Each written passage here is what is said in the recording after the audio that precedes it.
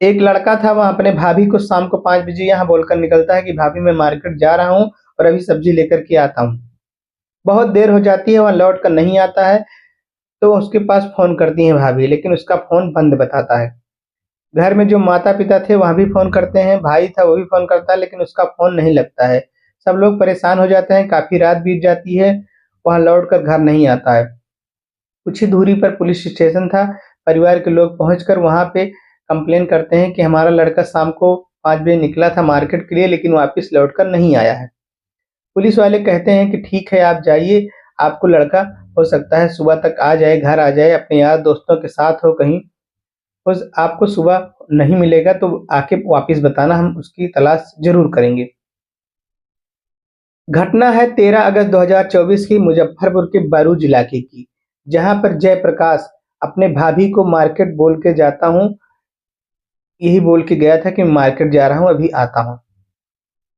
जयप्रकाश जो था, यह घर में सबसे छोटा था, सबका लाडला था। यह इंजीनियर था और गोवा की एक कंपनी में काम करता था और उसी दिन यह घर आया था। लेकिन जब यह मार्केट निकला उसके बाद से लौट के नहीं आया। पुलिस सांत्वना देकर उनको भेज दी थी। लेकिन अगले दिन 14 अगस्त 2024 को सदर थाना के समीप सजानंद सहजानंद कॉलोनी में के पास एक बोरी मिलती है। जब वहाँ के लोगों ने उस बोरी को देखा तो वहाँ पे जो नज़दीकी थाना था उन्हें फ़ोन करते हैं। पुलिस वहाँ पे मौके पर आती है और उस बोरी को अपने कब्जे में ले लेती है। बोरी को कब्जे में लेकर के जाँच शुरू कर देती है और पता करती है पुलिस कि कहीं नज़दीकी थाने में या पुलिस स्टेशन में कहीं कोई मिसिंग की कोई कंप्लेन हुई थी। तो पता चलता है कि बारूद थाने के में एक मिसिंग कंप्लेन दर्ज हुई थी कल शाम को। पुलिस उन परिवार वालों को बुलाती है और लाश के समीप ले जाकर के पूछती है कि यह किसकी लाश है? भाई जो जयप्रकाश का जो भाई था और भाभी, वह लाश को देखकर तुरंत पहचान जाती हैं कि यह बॉडी मेरे भाई की है और परिवार में रोना-धोना मच जाता है। पुलिस लाश को लेकर पोस्टमार्टम के लिए भेज देती है और तलाश शुरू कर देती है कि आखिर में ये घटना कैसे हुई, अचानक से।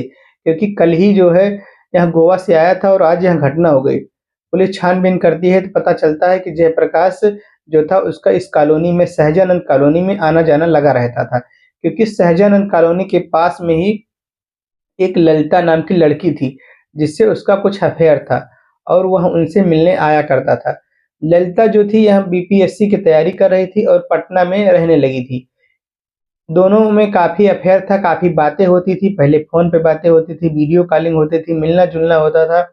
मतलब दोनों आपस में काफ़ी ज़्यादा प्रेम करते थे और शादी भी करना चाहते थे। परिवार वाले भी सहमत हो गए थे कि हाँ, हम शादी करेंगे। दोनों परिवार सहमत हो गए थे कि कुछ ही दिनों बाद इन दोनों की शादी कर दी जाएगी, जब इस मामले को देखा तो। उसके बाद में वहाँ गोवा में रहता था और यह जो ललिता नाम की लड़की थी, यहाँ पटना में रहती थी। यह बीपीएससी की तैयारी करती थी, लेकिन इसको यह खर्च भी देता था। ₹5000 प्रतिमाह जयप्रकाश ललिता को देता था उसके पर्सनल खर्च के लिए। और दोनों जब भी आते थे, तो मुलाकात करके ही जाते थे, चाहे वहाँ पटना में हो या कहीं भी हो, जयप्रकाश उससे मिलकर ही जाता था। लेकिन एक दिन जो है जयप्रकाश उससे मिलने उसके कमरे पे पहुँचा था, लेकिन वहीं पर उसका एक ललिता का चचेरा भाई जिसका नाम था रविंदर कुमार, वह वहीं पे मौजूद था। जब वहाँ पे मौजूद था तो जयप्रकाश को लगा कहीं कोई दिक्कत है, कोई गड़बड़ है, यह हमारे साथ कुछ गलत कर रही है। बार-बार उससे पूछा कि ललिता इस लड़के से तुम दूर रहो। उसने कहा यह मेरा चचेरा भाई है। मैं इसके साथ ऐसा गलत काम नहीं कर सकती हूँ जैसा आप सोच रहे हैं। बस केवल रहता है, आता-जाता है। इसी बात को लेकर के दोनों में लड़ाई हो गई और दोनों में इसी बात को लेकर के तनाव भी हो गया। आपस में हमेशा झगड़े होते रहते थे इसी बात को लेकर के। जयप्रकाश कहता था कि कहीं दूसरी जगह रूम ले लो, उससे दूर रहो। ललिता कहती थी कि नहीं मैं रहूँगी तो वहीं रहूँगी, दूसरी जगह नहीं रहूँगी। इसी बात को लेकर के दोनों में झगड़ा होने शुरू हो गया। ललिता एक दिन जयप्रकाश की माँ को फ़ोन करके बताती है कि आपका लड़का ठीक नहीं है, मैं उससे शादी नहीं करूँगा और उसने फ़ोन फटा बंद कर दिया। जयप्रकाश कहता है कि हमने उसके ऊपर बहुत रुपया खर्च किया है, हम हर महीने उससे ₹5000 देते हैं, हमारा रुपया दे दे, हम उससे शादी नहीं करेंगे। हम उससे प्रेम करते हैं लेकिन अब हमें प्रेम नहीं करना है। और जब वो दोनों मिलते थे, तो उनके कुछ प्राइवेट फ़ोटो थे जिसे जयप्रकाश ने खींचे थे। वहाँ फ़ोटो की धमकी देता था कि अगर तुमने ऐसा नहीं किया तो हम तुम्हारे फ़ोटो सब वायरल कर देंगे। ललिता ने कहा तुम्हें जो करना है कर दो पर हम तुमसे शादी नहीं करेंगे। इधर जयप्रकाश गुस्से में आकर के एक दिन उसके जो भी प्राइवेट फ़ोटो थे, वह उनके रिश्तेदारों में भेज देता है, ललिता के रिश्तेदारों को भेज देता है। जब ललिता को रिश्तेदारों को भेज देता है, तो ललिता पहले से ही जली-भुनी थी। अब वो एक से घायल शेरनी हो जाती है क्योंकि जिस तरीके उसकी फ़ोटो भेजी गई, उसकी भी बदनामी हो गई। उसने उसे मारने का प्लान बना लिया कि अब मैं इसे नहीं छोड़ूँगी, इसे मार दूँगी और उसे फ़ोन करती है कि आप जो है आ जाओ, हम आपसे शादी करने के लिए तैयार हैं। उसको झांसा देती है। वह आने के लिए तैयार नहीं होता है लेकिन बार-बार उसे फ़ोर्स किया जाता है कि नहीं तुम आ जाओ, आ जाओ।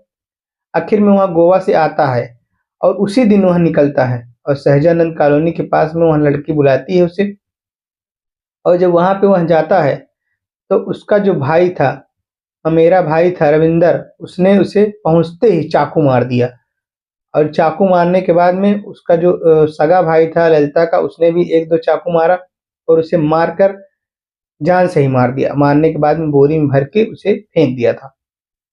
पुलिस ने जब सीसीटीवी खंगाला तो उसमें 3 व्यक्ति साइकिल पर लादे हुए कुछ जा रहे थे लेकिन क्लियर नहीं हो रहा था। उसके बाद में पुलिस तुरंत जो है एक्शन लेती है और वह ललिता जिसके बारे में पता चला था उसके परिवार वालों को पकड़ने की कोशिश करती है लेकिन वो सब रात में ही फरार हो गए थे। परिवार में कोई सदस्य नहीं था। पुलिस ललिता की लास्ट लोकेशन ट्रेस करती है, पता लगता है सहजानंद कॉलोनी के पास में ही था। 2-3 दिन छानबीन होती है, उसके बाद में ललिता पकड़ी जाती है और उसके परिवार वाले भी पकड़े जाते हैं। जो उसका भाई था, वह भी पकड़ा जाता है।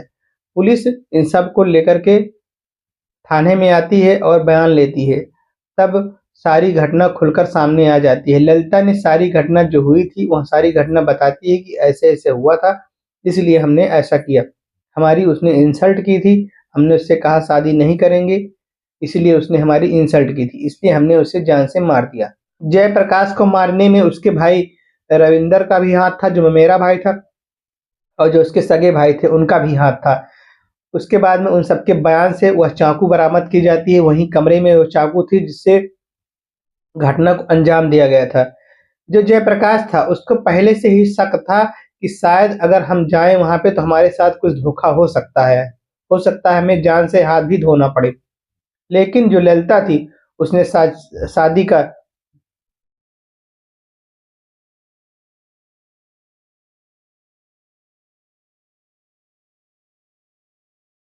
जयप्रकाश को पहले से ही शंका था कि अगर हम वहाँ जाएँ तो हमारे साथ कुछ धोखा हो सकता है। लेकिन इन सब के बावजूद ललिता ने उसे ऐसा झांसा दिया कि उस झांसे में आकर के उसने अपनी जान गँवाई। ललिता ने कहा कि आइए हम आपसे शादी करते हैं और अब हम सब कुछ भुला कर के एक नए रिश्ते की शुरुआत करेंगे। जो घटना बीत गई उसे जाने दीजिए। इसी बहकावे के चक्कर में जयप्रकाश फँस गया और वह जो है वहाँ से गोवा से सीधा आ गया उससे मिलने। वह दोनों पहले एक होटल में मिले थे। होटल में जब मिले तो जयप्रकाश ने पूछा तुमने कहा था तो शादी की तैयारी है, आखिर में शादी की तैयारी कहाँ पे है? ललिता के जो बयान थे, उस बयान के मुताबिक उसको पहले एक होटल में लेके गई, वहाँ होटल में नाश्ता दोनों लोग किए, उसके बाद में सहजानंद कॉलोनी में बताती है कि वहाँ पे मैंने उसको झूठ बोला कि सहजानंद कॉलोनी में एक मैरिज लॉन है, वहाँ पे सारी शादी की तैयारियाँ हो गई हैं। हमें पहुँचना है और सिर्फ़ शादी करना है और हम अपने परिवार वालों को शादी करने के बाद में ही सरप्राइज़ देंगे। ऐसा उसने बताया और जब यहाँ पर वहाँ पहुँचा तो यहाँ पे देखा सहजानंद कॉलोनी के पास जब पहुँचा तो वहाँ देखा कहीं कुछ नहीं था। कमरे के अंदर जैसे ही पहुँचा तुरंत वहाँ पे रविंदर, उसका ममेरा भाई, सगा भाई सब वहाँ पे पहले से ही मौजूद थे। इन सबको देखकर वह तुरंत चौंक गया और उसको उल्टी-सीधी गालियाँ देने लगे और उसका पहले उसको गले में मारे, गला रेत दिया, उसके बाद में उसके पेट में चाकू मार दिया, मतलब कई जगह उसको मार के एकदम तुरंत जान से मार ही दिए। तो इस तरीके से ललिता ने पुलिस को बयान दिया कि हमने घटना को इस तरीके से अंजाम दिया है।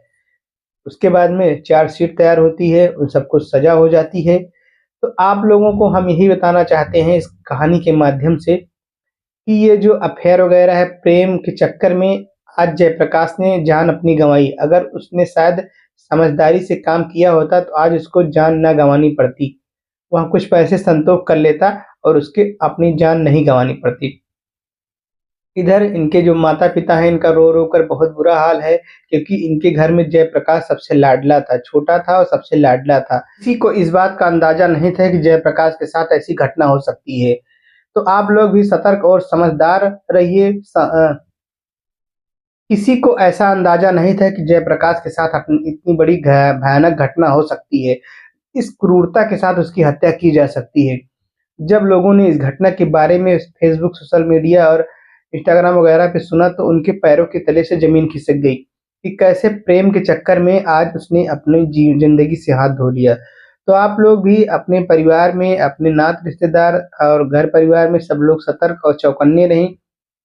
इस तरीके से कोई घटना ना हो, इन्हें रोकने के लिए आप सतर्क रहें। आप लोगों को हमारी यह कहानी कैसी लगी, कमेंट में ज़रूर बताएँ। अगर आप लोग हमारे चैनल पर नए हैं, चैनल को लाइक करिए, शेयर करिए और सब्सक्राइब करिए।